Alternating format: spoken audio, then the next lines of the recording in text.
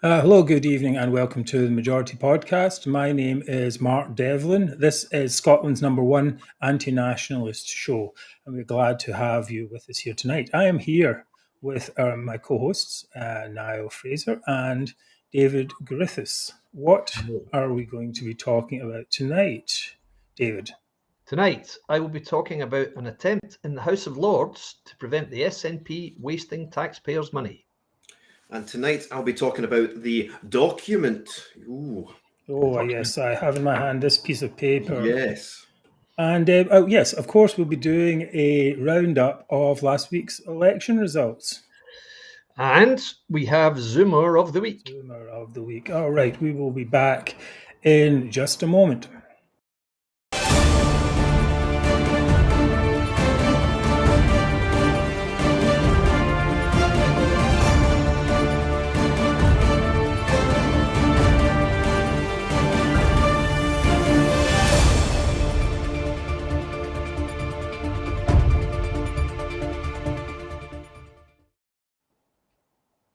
Right, well, as always, we start the show by thanking our donors, all the many people who contributed to funding the podcast crowdfund and who continue to fund it every week through donations.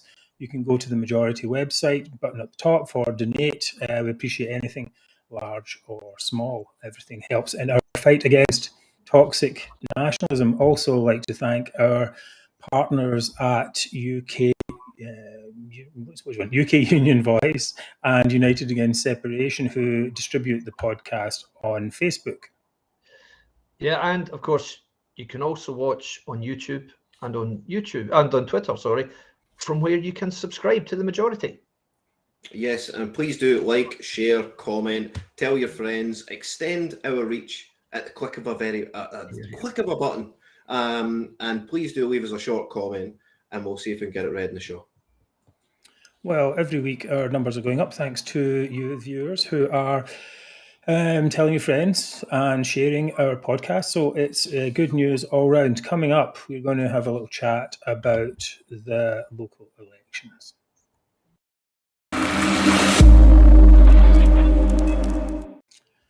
Right, so as we all know, last Thursday, Scotland went to the poll for local elections, and here's a brief rundown of what the results were. I think most of us are aware SNP gained 22 seats and rose up to 453 seats in total. Labour gained 19 seats and about 281. Lib Dems gained 20 seats and given their total up to 87. Greens 16 seats up to 35. Those were the gainers. The losers was, I think we're all quite aware, were particularly the Conservatives, who lost 62 seats to 215, and Alba. Oh, don't cry for Alba, but they didn't really get anything at all. So what's your main takeaway from the results, fellas?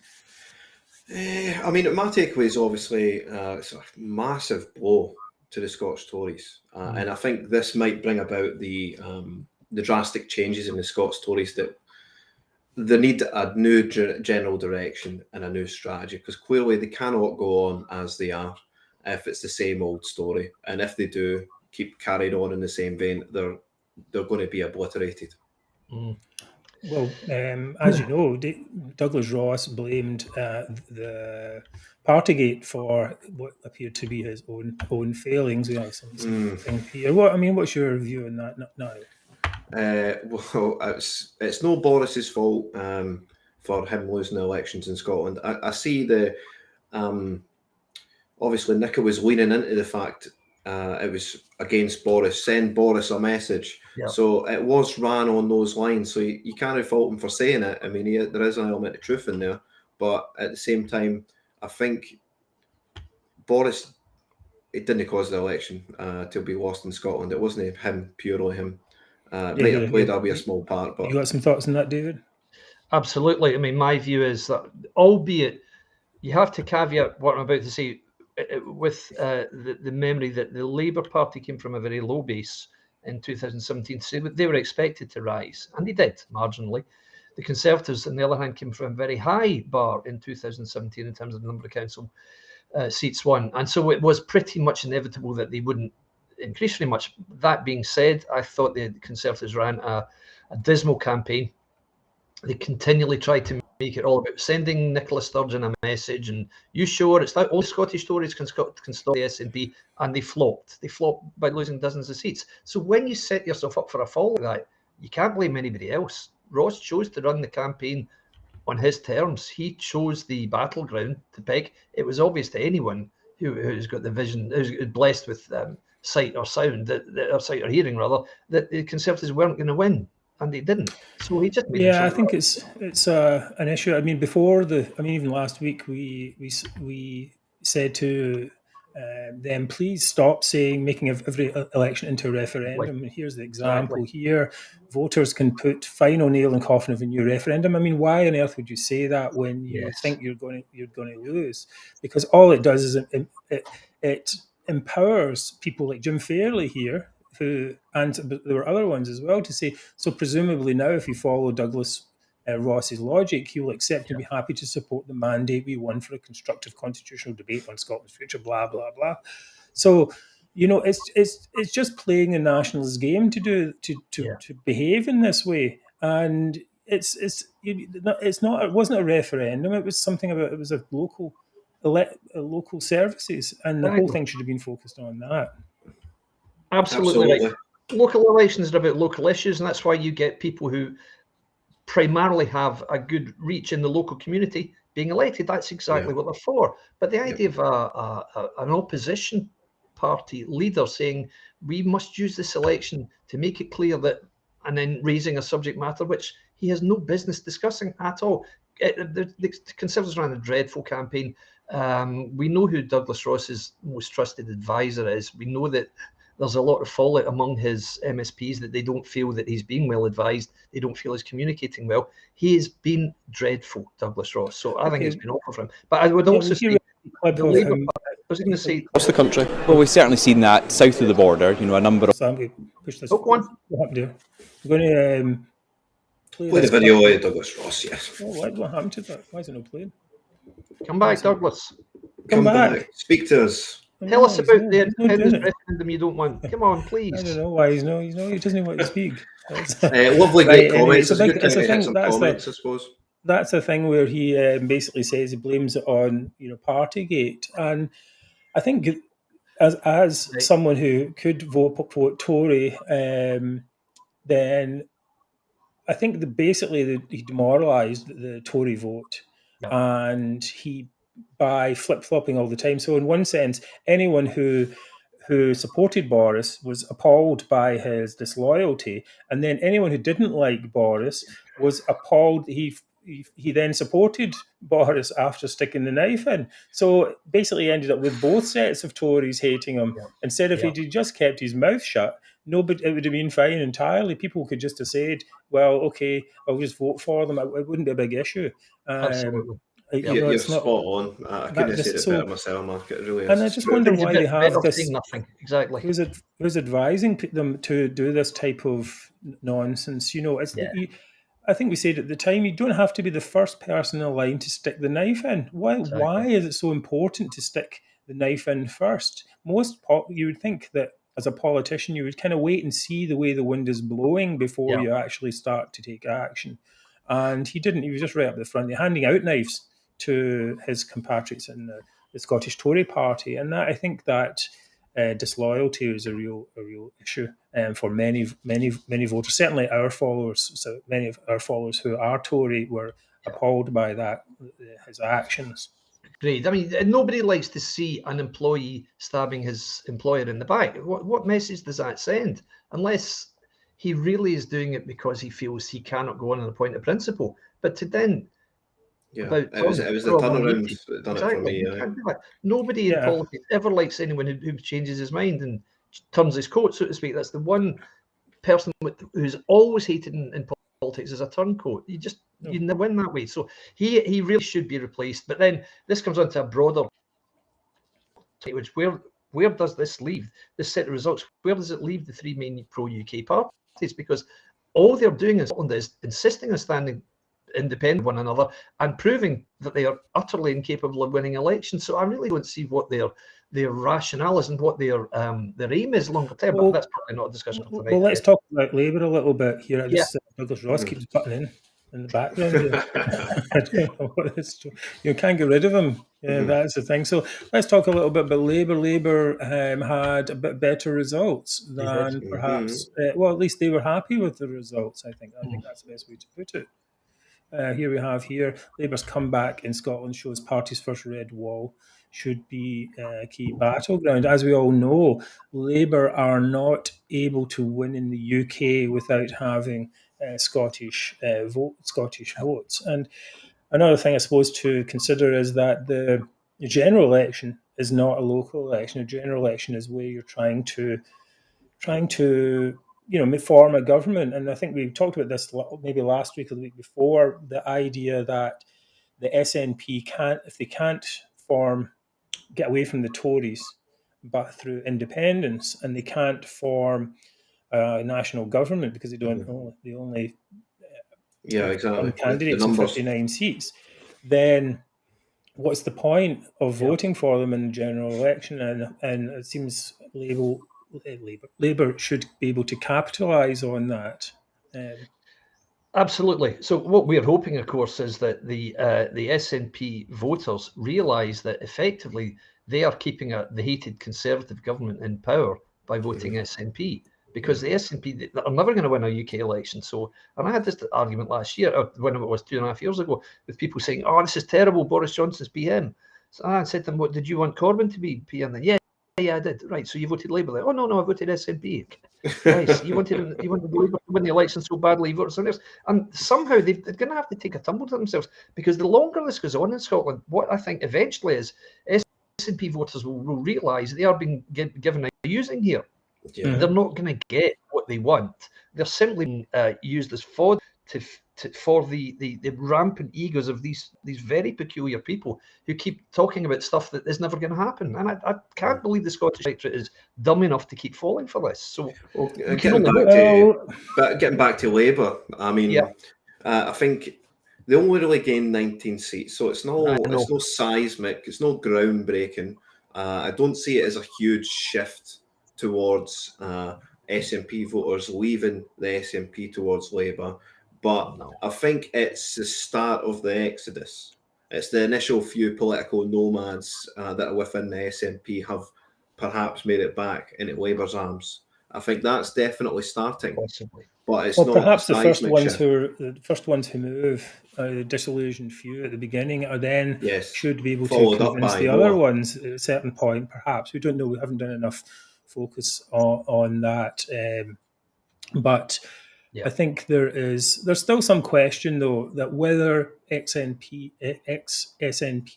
will go to the Greens or go to Alba. Well, we see there to beat Alba is a disaster. Yes. Right. So, and they've got even less chance of getting independence than SNP. I seem to have lost the thing. I had a page for that. But the Greens, I mean, they seem to be like SNP version 2, maybe. How do you feel of those, Niall? I mean, the Greens, I think they're eco-zealots. I think they capitalise on the mass marketing we see. You can't watch an advert these days with it's being about climate change. So, I mean, it's just just by the virtue of their name alone, the Green Party. I think that's what gives them votes. And there is climate sort of. But I mean, the thing I wonder about is that don't people who vote Green look around and say, our taxes or energy bills, I should say, are much higher because of Green policies, and I think they maybe see that as a necessary evil. Yeah, I get the feeling I would probably see that. You've got people bashing up petrol pumps. I don't think they care about their pocketbook. And I mean, what do you think, David, about the Greens in Scotland? They're a nationalist party. It's a bit strange, really, because I think the Greens would be an international movement. Absolutely right. I mean, uniquely among Green parties, these people are, as they say, green in name only. That's what they are. They're not at all. They're nationalists. And I don't want to say anything controversial here, but a cynic would think that they only exist as a party to enable yet more pro-independence, nationalist-minded MSPs to be elected via the system, because they wouldn't have had they stood as SNP MSPs, because only 2 list MSPs, SNP list MSPs were returned last year. So I believe, it is my belief, that they only stand as Greens under the name Green, because let's not forget, they are not affiliated to the UK Greens at all. Caroline Lucas and Patrick Harvey are not in the same party. They're completely separate. Oh, really? Okay. Yeah. Yes, Just I to think I add to saw that somewhere. point as well, I mean, we've had Lorna Slater arrive Yep. from Canada, and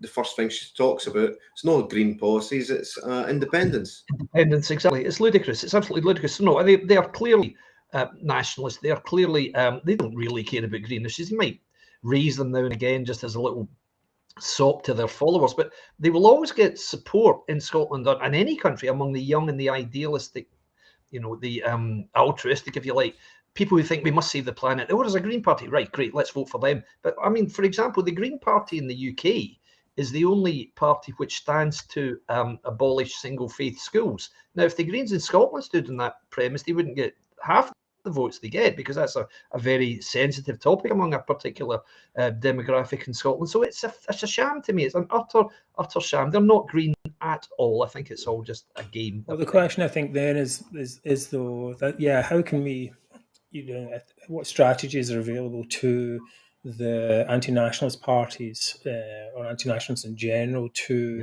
highlight that the Greens are basically just nationalists under another name? And that's something I think we can explore maybe in a later show. But it is quite shocking. I think basically my feeling is that they basically feel they wouldn't get elected otherwise. And now we have Patrick Harvey and Lorna Slater as government ministers.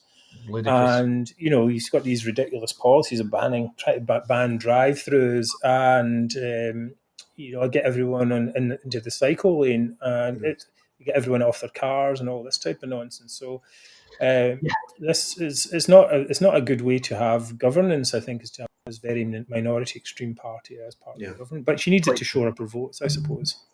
Yeah, indeed. Now, but talking a little bit about Alex, we did talk a little bit about Alex Salmond, and that it seems like a bit of a dead duck. Now, do you think it can still rise from the ashes? I think their only chance, as far as I'm concerned, is when next year dawns and when what would it be? November 2023 is Nicola Sturgeon's deadline for having held an independence referendum in the first half of the Holyrood current term. So they've got, 18 months? If an independence referendum isn't held, and I very much believe it won't be, that's when Alba might start saying, okay, look, guys, these people cannot deliver you a referendum. Only Alba can do that. They might get a bounce then. Right now, I don't see what their offering is other than, Well, I've got this article here. It's, there's a couple of polls out directly after the election there, and fewer than 3 in 10 Scots back another independence referendum, and there was a couple of polls like that, and it just seems impossible. There was an article I had as well. John Swinney there's in the Daily Express today, where John Swinney basically said it's impossible to have a referendum without UK consent, and their options are fast running out. We talk about this a lot in the show. It's when they really don't want to get that hard stop. I think the next thing that comes up is the legal advice on June the 10th, whether there was any legal advice at all, and whether and what it says. Probably says in two words, no chance. No, zero chance, yeah. But it might have something in there that will keep them going. But obviously, they've spent years trying to hide that advice, so it's not most likely it's not going to be very good for them. Any final thoughts on the election in general? I mean, just a wee brief bit on Alba. I was actually really surprised at their poor performance. I mean, I see their billboards everywhere I drive, and you've probably seen them yourself if you're listening. But it all equated to nothing, So I think their best chance hopeful, I think it was in Inverclyde, was defeated in dire fashion. So I mean, I think it could maybe close the chapter in Alba. But I don't really know I why. do appreciate David's point about the wait until November next year. I don't really know why he came back on it. It'd have been better just spending his time doing a book and attacking Sturgeon and retire gracefully instead of this kind of, come out of retirement like, status quo or something like that 20 times. It's going to be that type of thing. Yeah, maybe so. I mean, he likes the stage too much, and he clearly feels he's been wronged, Sam. He obviously feels that, and he feels that Sturgeon is responsible, and he wants to land a few blows before he gives up, I think. So, yeah, wait a bit longer, but then maybe one more election if it doesn't happen. Yeah, I can't see what we'll do. Well, Michael asked if he has anything meaty. I don't know if that's really appropriate for this type of show. That went through the course. Yeah. Let's see if there's any more good comments, I suppose. Yeah, their marches are dismal. Kenny Calderwood, Michael McDougall, Salmon has nothing left but his long-awaited finishing of Sturgeon. He vowed to bring her down after his trial, but has done nothing. Does he have any? This was the comment you read, obviously. I don't think he has anything meaty, but you're right. That's after 10 o'clock watershed. Right. Okay. Well, please keep sending in the comments. We are, as you see, we do read them on air and we discuss them. We will be back in a second with a document that was hidden in the depths of the email jungle. It took Indiana Jones to come in and get this document. He was chased by natives with arrows. There was all kinds of stuff involved. Yeah, that's right. You can just imagine that. Anyway, the story of the document will be on in a second. Brilliant.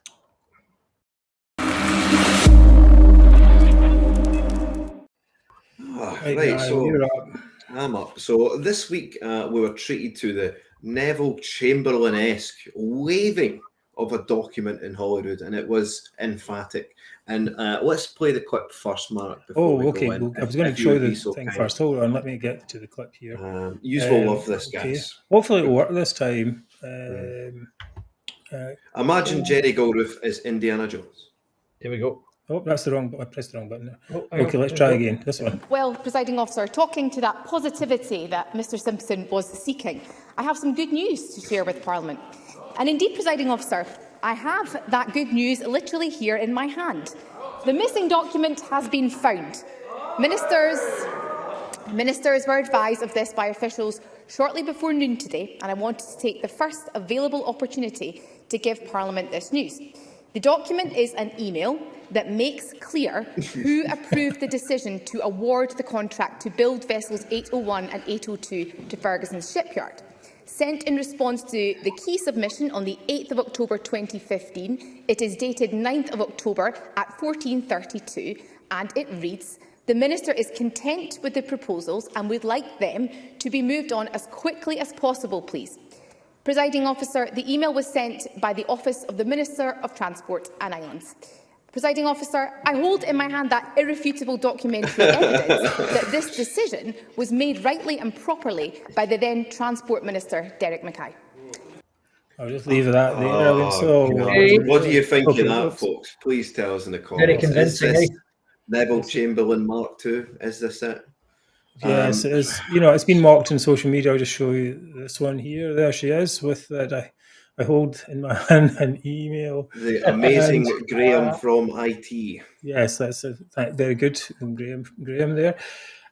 So yeah, it's quite a shocker there. So this, tell us a bit more. Have you got any more? Yeah, of course I've got. So I mean, is this document really enough for a baying public?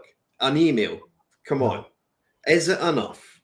And actually, we were speaking about Labour earlier. Neil Bibby of the Labour Party lodged a motion to waive all the NDAs relating to the ferry fiasco, which, oops, was voted down by the SNP and the Greens. So clearly, they do not care about transparency. This document means nothing. It means nothing. But it's okay. We found the missing email, and it was seemingly found by using specialist software. And this is maybe the Indiana Jones of the cyber situation, but I think the specialist software was just, in fact, the search bar in an email chain.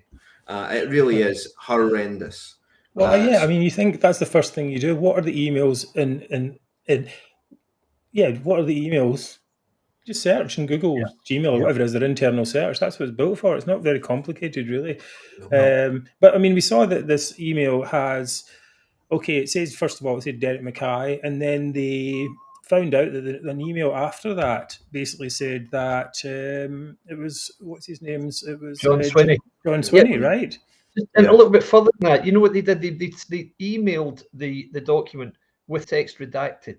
And I don't know if you saw FMQs today. Of course. Douglas Ross stood up and said, you do realise that when you highlight this and put it into a Word document, then the redacted text becomes visible. You do understand that, right? And it was like a university lecturer talking to a bunch of surly students who sat there thinking, oh, shit, I didn't realise. Oh no! And so all the stuff that they'd hidden came out. All I had to do was copy and paste it. This is just ludicrous. So it did come out. Exactly, as you see, Mark, it showed that Swinney, who was at the time the finance secretary, was made aware of it, and crucially also it said that they had identified the likelihood of a legal challenge given the absence of a refund. Banana skins. So banana skins was the term they used. Quite right. This is them cleaning it up. Are you kidding me on, guys? Oh, ridiculous, ludicrous. Well, the ferries are still not built. I was reading this week that there was they still haven't even finished the design of them. Right? Exactly. That's right. So it's not. They're not even a chance of finishing them on time. No chance. They won't finish them next year. No chance. They won't. No, they won't. Who's going to agree the design? Derek Mackay. Who's kidding, guys? Come on. What is he going to be called back to for some inquiry, or whatever? Wasn't he on holiday? What was why were we told he was on holiday? Oh, who knows? Well, why has this been injected into the story as well? I thought he was on holiday. So who's answering his emails? Like, honestly, the story just goes arms and legs and tentacles. I think we all know what the story is here.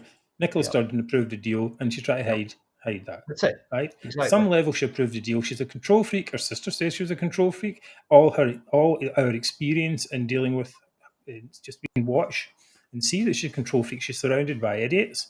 Anyway, she can't trust. So she has to sign off on everything. And she has all the exasperation of a boss who is surrounded by people who are incompetent and can't do anything. And she there's no chance of her. I mean, she approved Janie Godley spending £10,000 on Janie Godley's TV ads. That's right. Right? If she can approve that, why?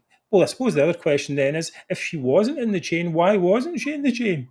Surely something of that importance, £97 million of government money, should have been handled, should have had final approval from the First Minister. So either way is bad. That's nonsense. It's utter nonsense. It's not a word they say is believable. They're digging themselves in too deep, because you can always tell when somebody's hiding something, because they go into far more detail than they need to in the creation of an elaborate lie, and that's what they're doing. They talk about dates and times of emails. If there really was nothing in this, they would just say, you're being ridiculous. We're not answering any more of these idiotic questions. Or something like that. No, if you look at the 9th of October at 2:40. Yes, exactly. Why did she read the time of the email and all that stuff as if it's, it's like it's some big thing. Yes, I have the email here. It's like the dated stamp. They've got the ark out, the ark. It was made by the pharaohs in 3000 BC, and it was hidden inside the pyramid. Oh, it's all this kind of nonsense. You're like, come on. We found the document, but we still haven't got a design. Still the design, exactly. Yeah. Maybe Derek Mackay's been with his slide rule. Who knows? I don't know. Well, it's a shocking state, because Scottish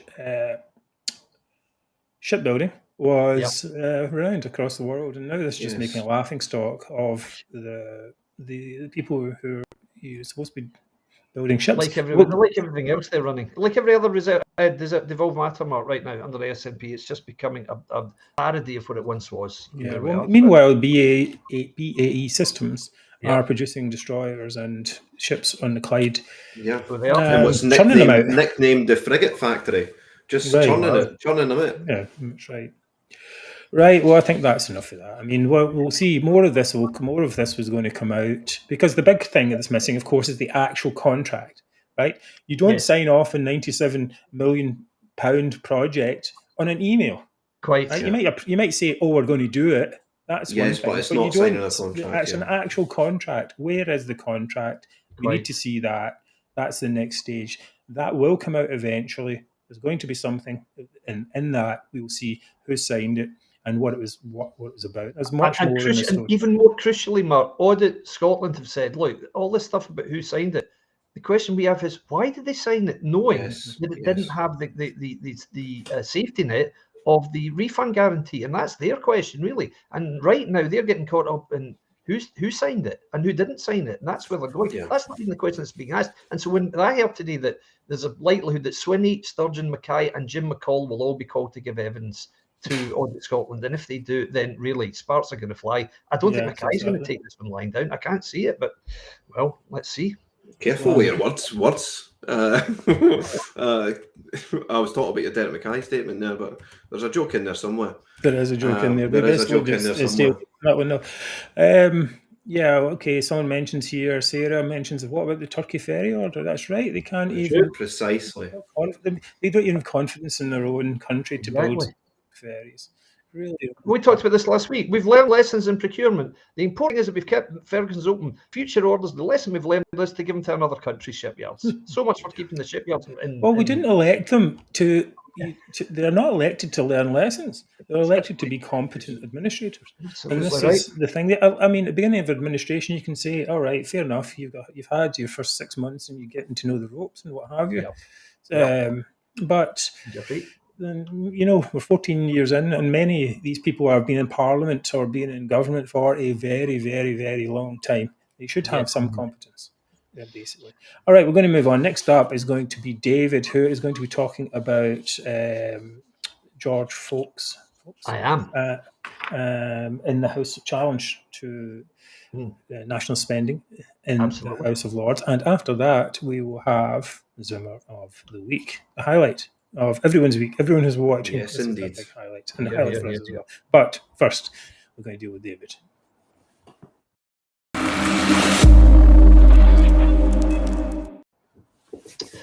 Okay, so this week, today in fact, we saw an attempt by a Labour member of the House of Lords to pretty much do the job of the UK government. And as Mark said, that Labour peer is none other than Lord Fawkes of Cumnock, better known as ex-Labour Member of Parliament, George Fawkes.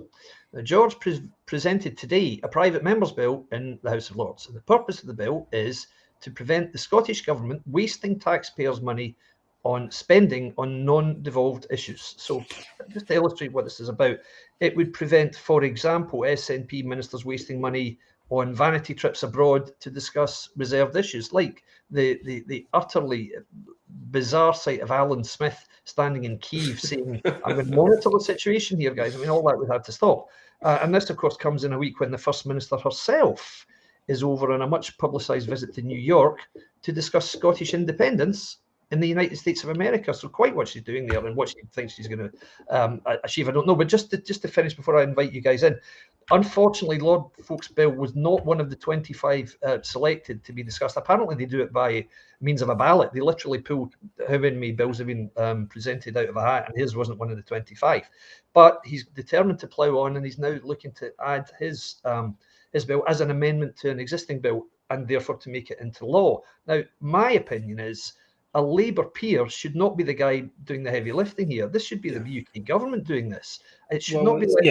It's not even so much that the UK government needs to make a law about it. There already is a law about it. Right. That there is that they can't. They're not supposed to do stuff in reserved areas. Right. And the question is, who is going to stop them? I seem to have disappeared. Okay, I'll be back. A very, very sensible bill that George Fawkes has put forward. I mean, it sort of combats. I mean, never mind this ferry scandal. I mean, it's ongoing scandals about all these vanity projects. You mentioned, David, going abroad, going to New York, going to Kyiv, you name it, they've been. And they treat it as a big, massive holiday. Yeah.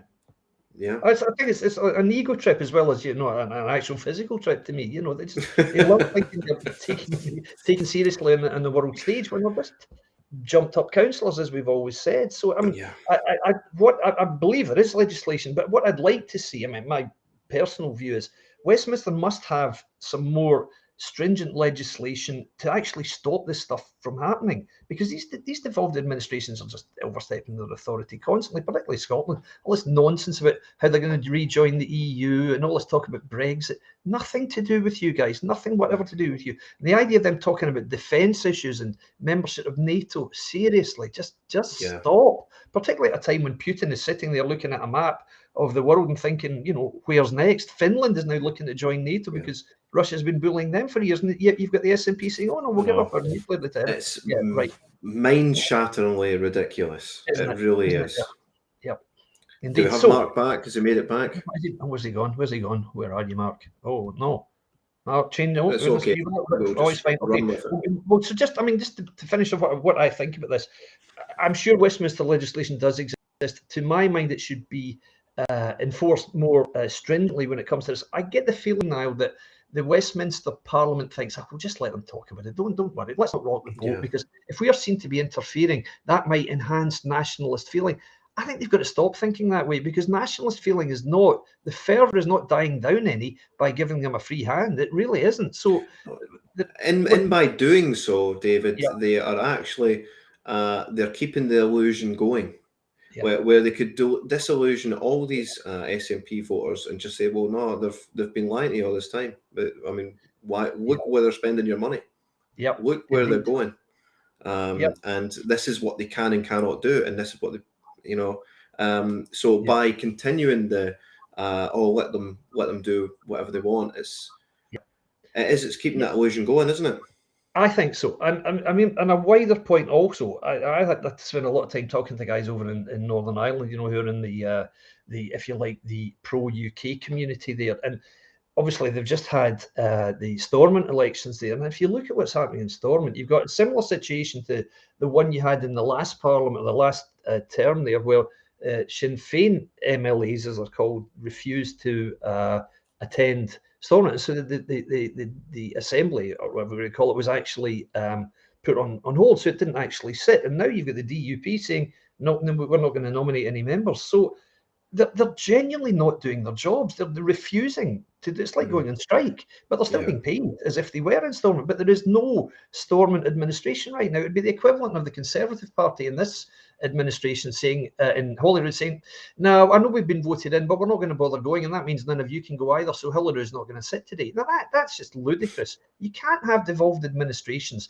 which are simply not fit for purpose, and that's pretty much increasingly what it's looking like in Holyrood, because it's slightly different in Stormont when they're just saying, no, I don't fancy this. We didn't get enough people elected. We don't like the Northern Irish Protocol. Therefore, we're not sending our MLAs in. Now, while I've got every sympathy with that point of view, can you really deal with an instrument of government in that way? I mean, it just seems to me very childish. It just seems very puerile, whatever. I don't like it. And the difference in Holyrood, of course, Niall, is we've got government there, but they're utterly, utterly incompetent. They're not fit for purpose. They're wasting taxpayers' money, and they're killing Scotland's public services more and more every day. And we talked about this when we met this week. All of the appalling figures in Scotland. Drug deaths are highest in Europe, quite literally. Awful. So there comes a time, surely, the whole point of this little rant of mine is the UK government has the ultimate authority over these administrations. If they prove themselves to be unfit for purpose, there has to come a stage at which the UK government says, look, enough, we can't go on like this. Either you sort it out or these issues come back to control under Westminster. And I just don't see another way. I know that would be unpopular. Oh, here's Mark back. But it was, I think at times it just becomes inevitable, and it's the only way to proceed, I would have thought. Yeah. Well, so I totally agree. Yeah. Mark, welcome back, Mark. Okay, I'm back now. Here I am. Okay, sorry about that. Yeah, so not only was the battery ran out, but I muted myself as well. Yeah, we talked about this yesterday, and there was this idea that the UK government is just scared of nationalists, and it's about time that they stood up and said, more robust, because we've had enough of this. The more appeasement. They've appeased them all this time, and all they've done is get stronger. So we could say to the Scottish Tories, UK Tories, and Labour, if they were in power as well, same thing. It's like, stand up to these people and Right. fight them, because they're always got this idea that if we fight them or go against them, it'll get more support for them. Well, you've got them; they're getting more support anyway, right? Yeah. So if that's happening anyway, you might as well fight them properly. You might as well, go all out to defend Boris or go all out to defend Starmer or whatever it is. Just go all out, because they're going to hate you anyway. They're going to fight you all the way. So why don't you, instead of giving up at every opportunity, just fight them back as well? Couldn't agree more. Absolutely. I think you don't appease. Appeasement has never worked in UK politics. It's never worked in geopolitics either. It doesn't work.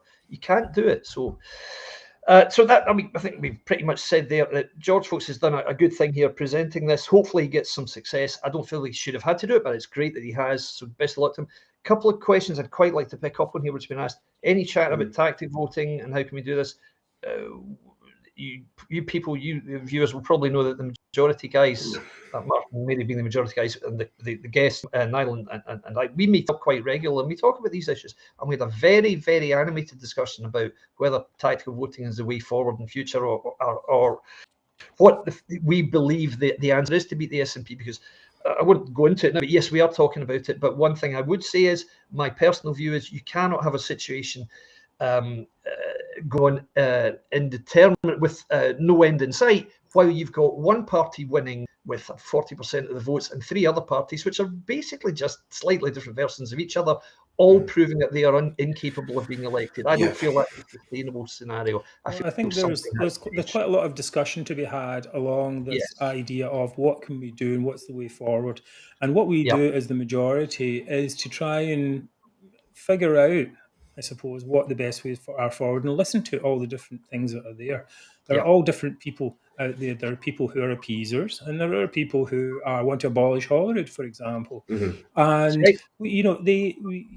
there's everyone's got an opinion. Many of these anti-nationalists have an opinion, and we can try and figure out from them what's the best way forward. That remains to be seen. It's an ongoing discussion at the moment. So hopefully we can build up some consensus over the next period before the general election, particularly. Absolutely. What we can't do, what the best strategies are. But in any case, we have certain strategies can always work. And that is, just for example, no more appeasement in the media and in the parties as well. That's just a basic. And we need to put pressure on anti-nationalist politicians to firm up a bit and start to fight for us behalf, because we're desperate for people to fight on our behalf. We are the majority. That's the thing. Yes, that's the point. So we need everyone to fight as much as possible and to understand that from the beginning, and not to say, not to act like the losers. They act like the winners, right? They act like they never lost, and we act like we lost. It's true. It's true. It's almost an apologetic way that they dealt with the immediate aftermath of the referendum. And let's not forget, in the following year's general election, which was only a few months after the independence referendum, the SNP won 56 out of 59 seats. And it was almost like, just let them go on with it. It's okay, they've won, but never mind. And you should have been coming out, the pro-UK parties at that stage should have been saying, my God, this is terrible, we have to stop this. And they've done the opposite. It's the wrong tactic. They have dealt with it. They're trying to show that they fear nationalist fervour, and all they're doing is feeding it by trying to quell it by being nicey to them. It doesn't work. Will never work. This is a point that I've made, just to wrap this section up, I suppose, is a point I made in an article I recently wrote. It's basically, if you can say to them, there is no chance you have a second referendum, then they have to go somewhere from that. So if these appeasers keep saying, of course you can get a referendum, we should have a second referendum, it keeps the hope going, keeps it going. And it's not, and that's what they live on. They live on this hope. There's a tiny chance, there's just this fraction, tiny chance, and that has to be extinguished before they can move on. Destroyed, indeed, quite right. So yes, we're thinking about tactical voting. We will talk about this in future weeks, but yes, we are very much thinking about what we can do best, as Mark just said. That's right. So that was good. Please keep putting in your comments. We love to hear them, and we do answer your questions. Some great comments. There was a Best Grant, change the silent majority to the vociferous majority. Love it. Great comment. Violent majority. Yes. Well, correct. I don't think that's the case. Although, I mean, certainly there's this thing with the Sinn Féin is certainly Yeah. worrying for, I think, middle ground voters like, say, myself, and who are saying, well, wait a minute, this is a party really that's concerning. founded on terrorism. What on earth are you even doing? Getting anything to do with them? But perhaps we should leave that. Weeks to come, definitely. We should perhaps leave that indeed. for the next few weeks. Yep. Okay, coming up is that moment. We've been waiting for. Highlight There of are the three candidates who will undertake the challenge of becoming the Zoomer of the week. So here we go.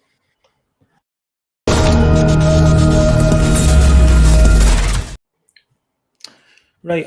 Okay. I think, David, it's actually going to be you first here. Me first. Okay. My Zoomer of the week is folk singer and fervent Scottish nationalist Iona Fife. Now, you may not have heard of Iona Fife, but just bear with me a sec, guys. Iona first came to prominence last year, and with me anyway, when she blocked the All for Unity Twitter account, despite All for Unity never having heard of her, never mind interacted with her. And the question was asked very, diplomatically, oh, I'm sorry, have we done something to upset you? And a massive storm started on Twitter from the likes of Janie Godley saying, oh, you're just misogynistic, you're dealing with a poor young woman here, leave her alone and all this. Oh, I'm terribly sorry. Anyway, so last night, Iona, being a folk singer, naturally, was on the Scottish debate night on the BBC. So in this programme, Iona made a very interesting complaint. Mark, do you have the video clip here? I do have the video, and let's hope it works. This, guys. I moved to Glasgow because Glasgow offered me the opportunities. I had the opportunity to be the first in my family to go to the Royal Conservatoire of Scotland. I had the opportunity to train here without having to pay tuition fees. I had the opportunity to make my career here as a folk singer. And I just think it's wonderful. However, when the pandemic happened, all my gigs dried up. I was going to be in America for a month, in Australia for a month, and then it was all cancelled. And within one calendar month, the Scottish Government and Creative Scotland had made emergency funding for people in the arts available in one calendar month. You know what happened several months later? The UK Government and Westminster created a retrain scheme. I went to Conservatoire to be a singer, not to work in cyber. And if anyone saw that campaign, you should be disgusted that is the way that they treat our cultural ambassadors. Right. Oh, she's a cultural sure that's got to do with anything, to be honest. Exactly. So what she's saying there, guys, is she's a singer and she trained to be a singer, but when she couldn't get a gig in America, the Scottish Government gave her some money to tide her over, whereas the UK Government talked about a retraining scheme for people who couldn't work in their specialist field. Now, she memorably said there, I went to Conservatoire to be a singer, not to work for a living. Oh, great. Okay. No, I got that. Aye. Yeah, so she apparently she calls herself a cultural ambassador. Oh, okay. But it must have slipped Iona's mind, of course, that the SNP has talked for years about when Scotland's independent and when we ditch our nuclear capability, those people who work in Faz Lane and who make a living out of the nuclear industry, they will be retrained in other industries. So maybe Iona doesn't know I don't this. really. This is actually the first time I've seen this clip, and it just seems a bit strange because wasn't there tons of money being thrown around by the UK government for furlough funds? I think it's called the furlough scheme, Mark. Exactly. Yeah, right. So I don't really understand this because the Scottish government gave me money. It's really good. Well,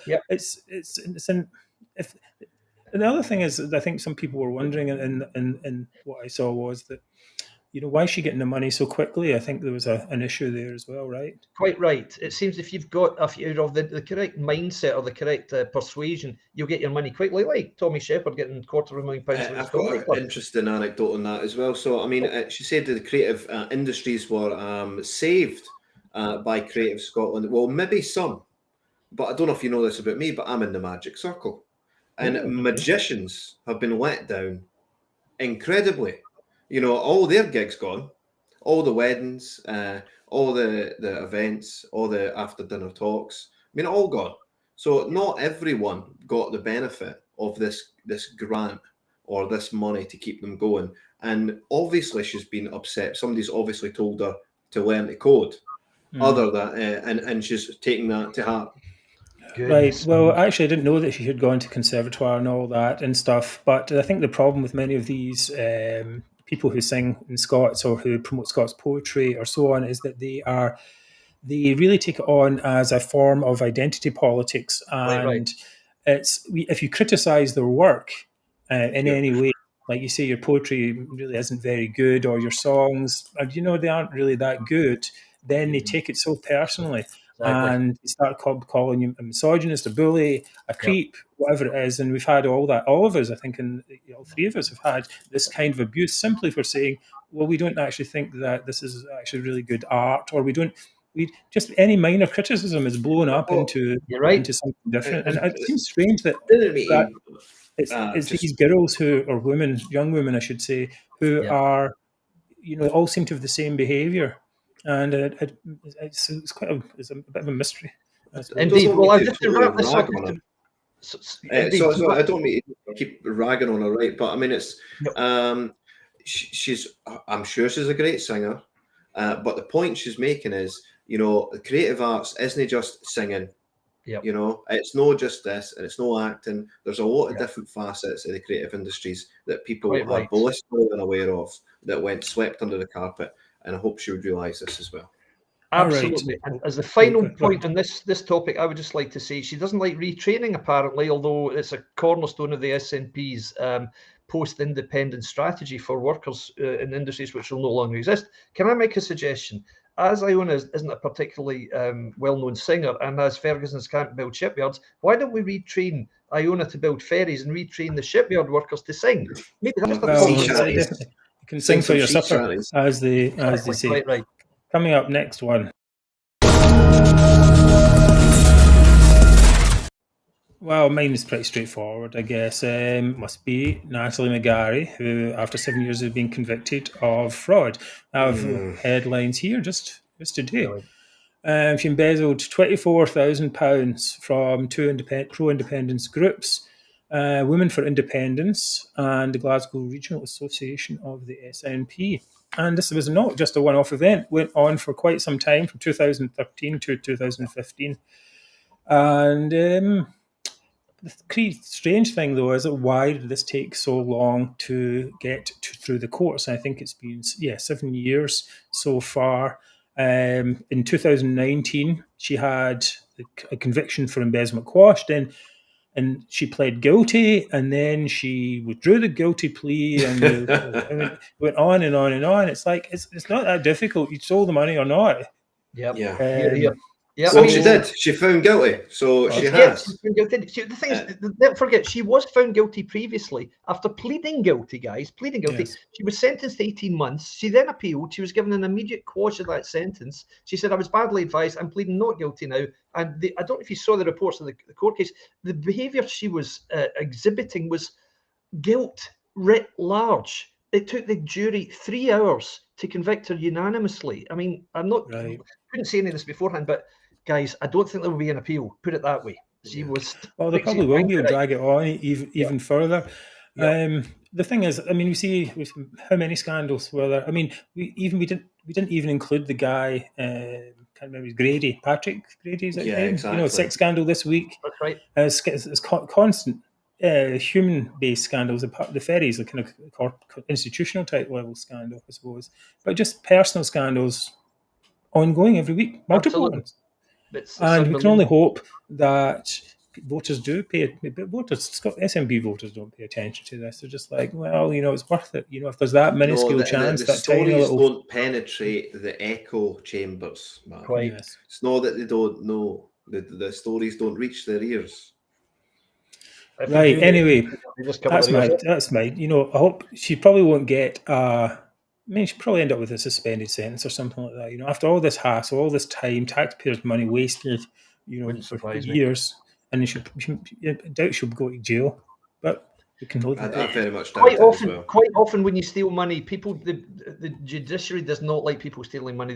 They seem to like to make an example of people who don't. So I wouldn't be surprised if she serves a short jail sentence. But we don't wish her any ill will. But my goodness, don't ever put her in charge. Next up, it's going to be Niall. Mm-hmm.